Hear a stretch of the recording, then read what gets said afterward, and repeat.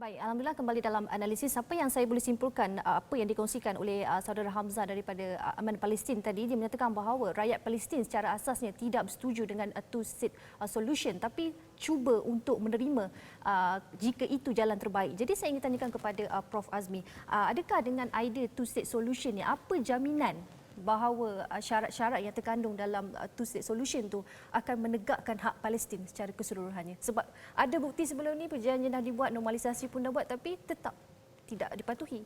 Ya, jadi, sebenarnya tiada jaminan. Jikalau orang ketiganya adalah Amerika Syarikat. Sebab tu bila Januari lepas, bila Presiden Trump kata ini adalah deal of century, sebenarnya apa yang Israel kehendaki itu dia dapat. Sebab tu pada ketika itu Presiden Mahmud Abbas memberhentikan segala hubungan dengan Israel kerana mereka tak percaya dengan Amerika Syarikat. Tapi jangan lupa hari ini Presiden Mahmud Abbas mengatakan akan bukan normalisasi dengan Israel, akan membuka pintu komunikasi dengan Israel untuk berbincang dengan Israel. Tapi bagi saya, jikalau Amerika Syarikat sebagai orang ketiga, orang tengah, selagi itu jaminan itu tak ada. Dia lebih kurang macam inilah. Semalam Setiausaha Negara Amerika Syarikat Mike Pompeo dia pergi ke Georgia. Bukan Georgia negeri Amerika Syarikat tahu. Georgia bekas Soviet Union. Dia kata Georgia bila melakukan pilihan raya kena adil dan saksama. Dia cakap tu dia tak faham kat negara dia apa yang berlaku. Jadi lebih kurang macam itulah. Cakap tak serupa bikin Amerika Syarikat ni. Jadi bagi saya, sebab itu saya dah menaruh hilang harapan saya pada negara Arab. Saya mengharapkan ada kuasa besar lain. Sebagai contoh? Sebagai contoh, susah cakap. Bukan Amerika Syarikat. Bukan Amerika Syarikat yang menjadi orang tengah. Dia memerlukan orang tengah dalam perkara ini. China tak mungkinlah. China dia daripada dulu sampai sekarang dia tak nak masuk campur. Ya. Okey. Baik. Cuma silakan. Nak ulas sikit isu ni tentang Amerika, Presiden Amerika, dan kalau kita lihat lobby-lobby yang dilakukan oleh pihak Zionis untuk sesiapa yang menjadi Presiden Amerika perlu melalui lobby ini. Mungkin persoalan-persoalan yang boleh kita timbulkan di kalangan negara-negara Islam. Adakah suatu masa nanti kita, negara Islam, menukar IPAC yang melobi, mewakili Zionis, melobi untuk sesiapa yang mereka pilih untuk menjadi Presiden Amerika. Kemungkinan ada satu gerakan seperti mana IPAC untuk nak melobi siapa yang akan jadi Presiden Amerika. Kemungkinan. Dan kalau Prof tadi sebut tidak ada kuasa besar yang ketiga yang boleh dipercayai, kemungkinan itu betul.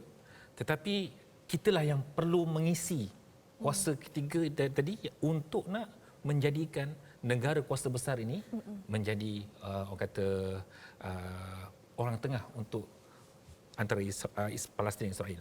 Ataupun kita sendiri, negara-negara Islam, coalition bersepakat, membantu, bekerjasama, bersepakat untuk nak membantu Palestin. Nampak macam tak boleh. Nampak macam tak boleh.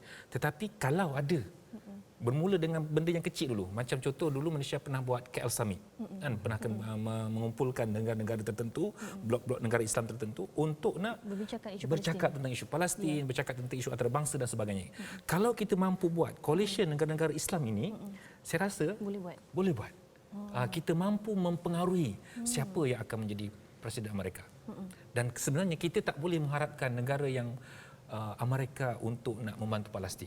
Kita sendiri sebenarnya, kita sendiri, orang Islam sendiri yang perlu bangun, yang perlu bekerjasama, yang perlu bersepakat untuk memastikan Palestin ini diberikan hak mereka. Okey, apa peranan yang boleh dimainkan oleh Malaysia secara khususnya? Saya nampak, tu saya sebut tadi, Malaysia dari dulu konsisten. Memang konsisten. Dan pasport antarabangsa kita pun jelas, tak boleh nak masuk negara Israel kan, itu jelas. Dan konsisten ini memang diakui oleh negara Arab sendiri dan juga oleh negara-negara Barat sendiri. Dan kalau kita mampu, walaupun negara kecil, tetapi kalau kita mampu mempengaruhi negara-negara Islam, saya rasa kita boleh menjadi orang tengah untuk nak menjadikan Palestin ini ada pembelaan. Bagi saya, walaupun nampak negara kita kecil, tapi kita mampu. Dengan diplomatik yang kita laksanakan sebelum ini, dengan konsistennya kita memperjuangkan isu Palestin, sama ada di negara kita ataupun antarabangsa, dan sejarah telah membuktikan bahawa Malaysia berperanan dalam banyak isu untuk nak menangani masalah-masalah yang berlaku dekat dunia ini. Jadi tak ada apa yang mustahil. Tak ada mustahil. Tak ada mustahil. Mungkin di pentas OIC pun boleh mendesak untuk ke arah itu. Okey, OIC ni perlu di-branded lah bagi saya. Betul Prof? Sebab ketuanya negara Arab juga. Yang pertama dulu negara kita kan. Jadi kalau kita brand balik semula OIC ni dengan satu objektif yang baru, diberi nafas yang baru, saya rasa kemungkinan besar kita mampu. OIC ni mampu untuk menjadi kuasa, untuk menjadi satu kuasa penawar untuk membantu rakyat Palestin. Kalau kita boleh mewujudkan satu yang hebat di OIC ini. Cuma kehendak kita lah, kehendak kerajaan, kehendak pemerintah, kehendak rakyat sendiri untuk nak membantu rakyat Palestin. Dia satu kehendak tu kena betul dan juga strategi juga kena betul. Ya, betul. Saya ingat bila KL Summit dibuat Disember 2018 19 tu. Sisi. KLCC Al-Hijrah membuat liputan yang agak besar. Tapi hakikatnya lah strateginya silap. Okay. Memang silap. Niat dia baik, tapi strategi silap tidak menjadikan benda itu betul. Kenapa strategi silap adalah dia lebih memecah belahkan negara Islam. Sebab tu saya katakan Malaysia sebagai negara yang tidak berpihak mana-mana sepatutnya boleh memainkan peranan. Tapi jemputan yang dibuat itu dah silap. Sebab tu jadi polemik KL Summit itu. Walaupun kena cakap KL Summit itu bagus sebab dia masih penjawat awam. Tapi bagi saya itu adalah strategi yang silap di mana dia telah memecahkan negara-negara Islam. Saya rasa Nat pun tahu kalau Nat nak ceritalah, saya tak nak cerita. Tapi itu strategi kena betul dalam hal ini. Dalam menangani dalam perkara ini. Cakap pasal Amerika Syarikat tu, 65% hingga 70% pengundi agama Islam di Amerika mengundi Biden. Dan salah satu kenapa Biden memenangi Michigan adalah di situ ramai penduduk Amerika Islam yang memilih Biden. Dan Biden juga mengatakan dia dengar siapa yang mengundi beliau. Jadi kalau saya katakan harap Amerika itu sebagai devil dalam hal Palestin ini, kemungkinan ada sedikit harapan yang lebih cerah jikalau Presiden Biden itu adalah diangkat. Presiden Amerika Syarikat. Yang mungkin memihak kepada Palestin. Ataupun ialah kalau kita lihat kepada sejarah, dia adalah timbalan kepada Presiden Barack Obama. Dan Barack Obama sendiri benar melancarkan banyak perang dengan negara-negara Islam. Jadi adakah itu turut mempengaruhi mungkin keupayaan Biden ke arah itu? Bagi saya paling menarik semasa kempen itu, Biden mengatakan bahawa apa yang dilakukan oleh Israel di tebing barat itu menjajah itu adalah salah di sisi perundangan antarabangsa. Dan itu memang dasar Amerika Syarikat. Bahawa dasar itu salah. Itu dasar Amerika Syarikat. Cuma Trump walaupun tak melancarkan perang ke negara Islam, tapi dia terlampau memihak kepada Israel dan dia berlawan arus dengan kehendak Amerika Syarikat itu sendiri. Jadi sebab itu dikatakan walaupun dah Presiden Trump itu tidak pernah melancarkan perang ke negara Islam dan Obama itu banyak melancarkan perang ke negara Islam, tapi dari segi strategi politiknya untuk kepentingan umat Islam, bagi saya Biden itu dah lebih baik. Maknanya kita kena pilih antara dua devil tu. Trump ataupun Biden. Trump devil yang susah nak dikawal, tapi Biden itu boleh mungkin kita kawal sedikit. Tapi saya ada pandangan sedikit lah Prof tentang Biden ni yang baru dilantik jadi Presiden Amerika. Yang mewakili Demokrat. Yang mewakili Demokrat.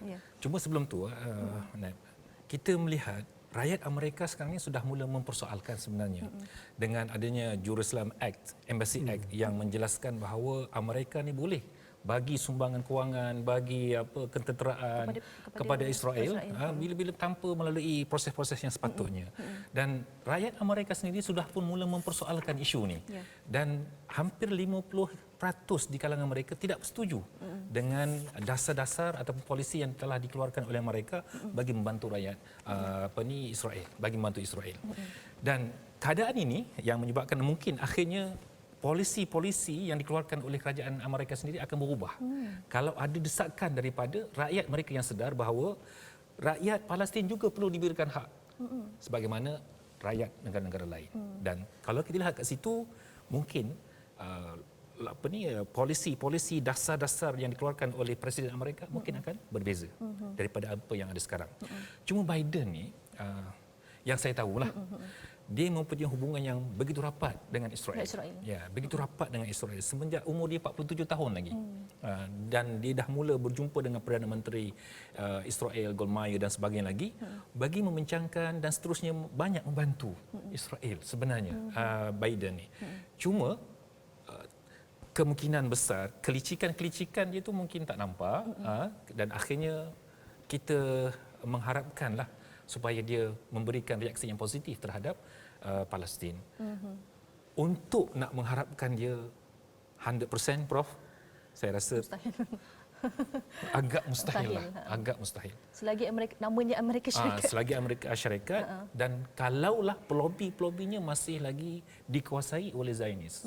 Dan pelobi-pelobi bagi menentukan siapa Presiden Amerika itu masih lagi Zionis, maka agak susah sikit. Ya.